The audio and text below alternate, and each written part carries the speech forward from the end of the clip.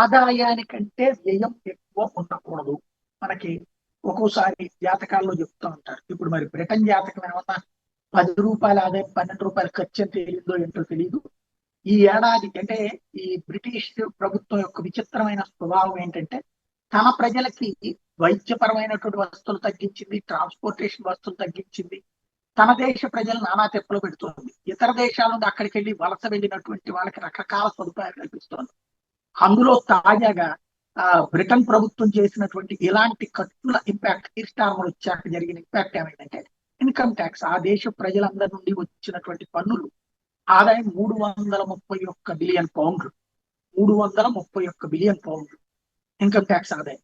అదే సందర్భంలో అక్కడికి వచ్చినటువంటి చొరబాటుదారులు లేదా శరణార్థులకి ఇచ్చినటువంటి వస్తువులు కావచ్చు, ఈవెన్ తమ దేశ ప్రజలకు ఇచ్చినటువంటి విద్యా వైద్యం ఇట్లాంటి వస్తువులు సంక్షేమానికి ఆయన ఖర్చు 333 బిలియన్. అంటే ఆదాయానికి మించినటువంటి వ్యయం దిశగా బ్రిటన్ అంటే ఆర్థిక సంక్షోభం స్టార్ట్ అయిందన్నమాట.